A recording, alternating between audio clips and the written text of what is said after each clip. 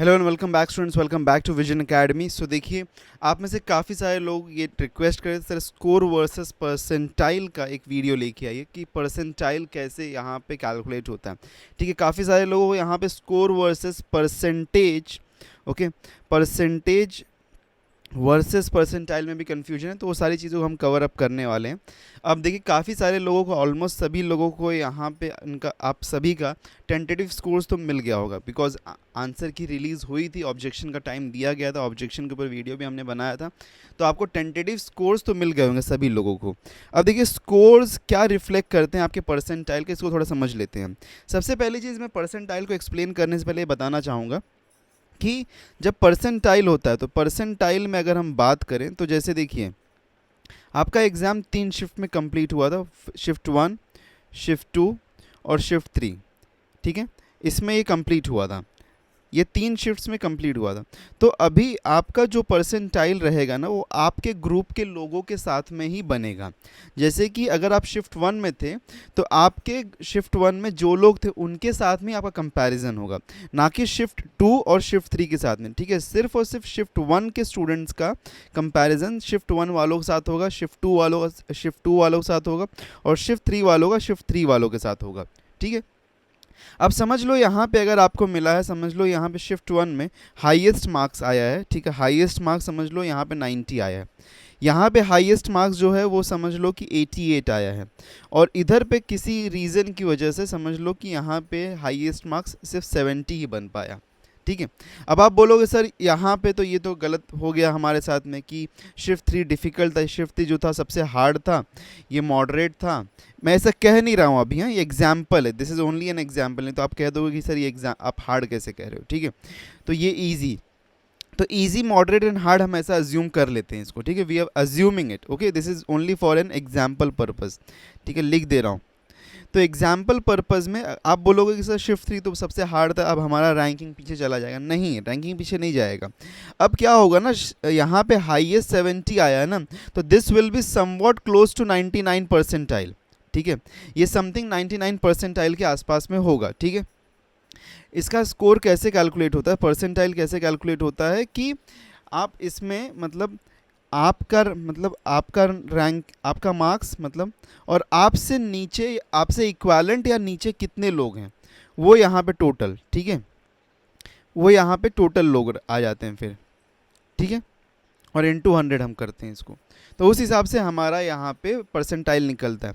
तो आपका percentile because you are highest, तो यहाँ पे समथिंग 99 या फिर 99 पॉइंट समथिंग 99 ऐसा कुछ यहाँ पे आपका परसेंटाइल बनेगा।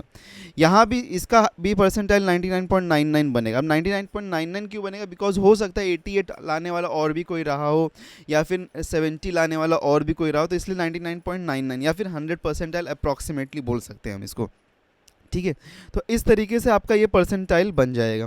अब देखोगे अगर, तो यार सबका परसेंटाइल सेम आया है लेवल, यहाँ पे इसको बोलते हैं नॉर्मलाइजेशन। ठीक है, तो सबका परसेंटाइल यहाँ पे सेम आया है, तो सब लोग अब यहाँ पे एक ही कैटेगरी पे लाई कर रहे हैं। तो इसीलिए परसेंटाइल जो होता है वो सिर्फ और सिर्फ एक ग्रुप के बीच में कॉम्पिटिशन का यहाँ पे दर्शाता है। ठीक है, तो परसेंटाइल यहाँ पे एक ग्रुप में, मतलब कि शिफ्ट 2 वालों का कंपेरिजन सिर्फ और सिर्फ शिफ्ट 2 वालों से, शिफ्ट 3 वालों का शिफ्ट 3 वालों से, और शिफ्ट 1 वालों का शिफ्ट 1 वालों से कंपैरिजन इस तरीके से होगा।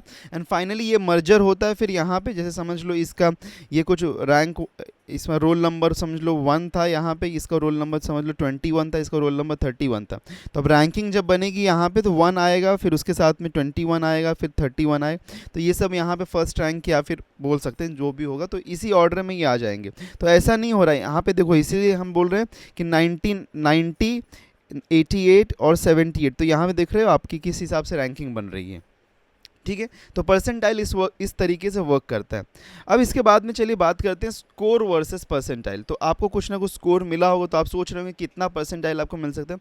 तो स्कोर वर्सेस परसेंटाइल के बारे में अगर मैं बात करूं, ठीक है, तो यहाँ पे अगर हम देखें, तो लास्ट एग्ज़ाम के प्रेफरेंस में अगर हम देखें, तो अगर कोई स्टूडेंट का, ठीक है, अगर कोई स्टूडेंट का मार्क्स जो था वो 80 टू 90, 80 टू 100 के बीच, चलिए यहाँ पे सबसे पहले देख लेते हैं हम, 100 टू 90 के बीच में अगर मार्क्स था, तो उसका परसेंटाइल जो आया था दैट वाज 95 प्लस।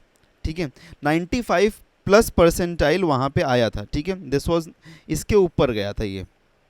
ओके तो 95 प्लस उसका परसेंटाइल। और वहीं पे अगर मैं बोलूँ 80 टू 90 के बीच में आया था तो वो 90 परसेंटाइल के प्लस में था। अब ये ऊपर नीचे हो सकता है, दिस इज़ नॉट, मतलब ये हम अप्रॉक्सीमेशन यहाँ पे लगा के हम बता रहे हैं आपको।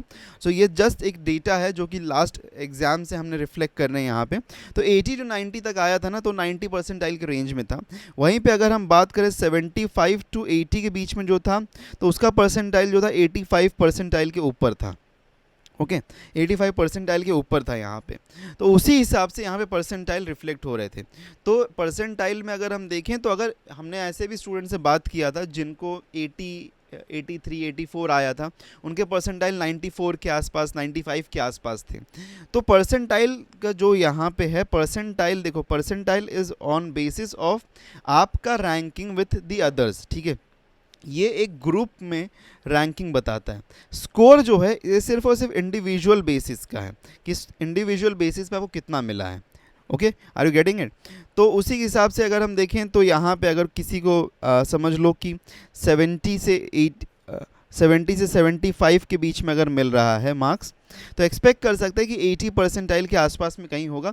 बट जैसे जैसे हम नीचे ग्रुप में मूव करते हैं तो परसेंटाइल का गैप बढ़ते जाता है। तो हो सकता है कि शायद से यहाँ पे 80 ना हो, ये ग्रुप बढ़ जाएगा 75 से 85 के परसेंटाइल ग्रुप में, ठीक है। बिकॉज जैसे जैसे हम नीचे जाते हैं, जैसे जैसे हम नीचे जाते हैं, जो परसेंटाइल का गैप होता है ना बढ़ता है। बिकॉज इस ग्रुप में सबसे कम लोग रहेंगे, फिर उसके बाद में इसमें थोड़े रहेंगे, लेकिन फिर 75 से 80 मार्क्स लाने वाले लोग थोड़े ज़्यादा रहेंगे। तो यहाँ पे परसेंटाइल का ग्रुप बढ़ जाता है कि ये हो सकता है 85 से लेके 75 के बीच में हो, या फिर 85 से लेके 90 के बीच में, या फिर 83 से लेके 90 के बीच में। तो ग्रुपिंग बढ़ जाती है यहाँ पे। तो आई होप आप समझ पा रहे होंगे किस तरीके से यहाँ पे ग्रुपिंग बढ़ती है। और सबसे ज़्यादा जो कैटेगरी आती है ना, फिर उसमें जैसे अगर हम बात करें तो जो लोग 60 टू 70 के बीच में, सबसे बड़ी कैटेगरी यहाँ चली जाती है। लगभग ये 55 से लेके अराउंड 75 तक के परसेंटाइल के ग्रुप में चला जाता है इनका मार्क्स, क्योंकि ये कैटेगरी बड़ी हो जाती है। फिर तो उसी हिसाब से फिर नीचे की भी जो कैटेगरीज हैं वहाँ पे भी ये मार्क्स, मतलब जैसे जैसे मार्क्स कम होते हैं वैसे वैसे कैटेगरी इंक्रीज़ करती रहती है, ठीक है।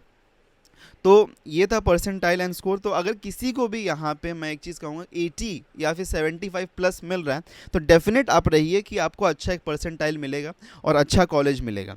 अब देखिए, सभी लोग अगर एक ही कॉलेज में जाना चाहेंगे तो ये चीज़ बिल्कुल भी नहीं हो सकती। इसलिए कॉलेजेस को हमको समझना पड़ेगा कि कौन से कॉलेज में हम जा सकते हैं, कौन से कॉलेज में नहीं जा सकते हैं। तो सभी लोग अगर एक ही कॉलेज में जाने की चाहत रखेंगे तो ये पॉसिबल तो नहीं है ना।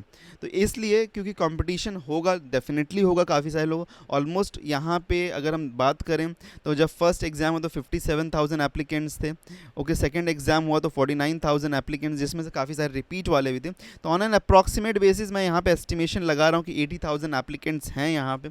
अब 80,000 एप्लीकेंट्स में स्प्लिट भी हो रहा है, BMS हो रहा है, BBA हो रहा है, BBM हो रहा है, फिर BCA हो रहा है। तो स्प्लिट है यहाँ पे काफ़ी सारा। तो एडमिशन्स अच्छे कॉलेजेस में मिलेंगे डेफिनेटली, ये बात तो श्योरली कह सकते हैं। लेकिन हाँ, एक ही कॉलेज में सब लोग चले जाएंगे, जैसे सब लोग का कहना है सर मीठी बाई में जाना है या जय हिंद में जाना है, तो ऐसा पॉसिबल नहीं हो पाएगा। थोड़ा सा कंपटीशन रहेगा। Will have a look at to the colleges as well, ठीक है। उन सारी चीज़ों पर भी बात करेंगे हम। तो अभी के लिए फ़िलहाल में इतना ही। चैनल को सब्सक्राइब करना बिल्कुल मत भूलिएगा आप लोग, सभी लोग चैनल सब्सक्राइब कर दीजिए, व्हाट्सएप और टेलीग्राम को ज्वाइन कर लीजिए, ठीक है। मिलते हैं नेक्स्ट वीडियो में। चल दें, take care and good bye.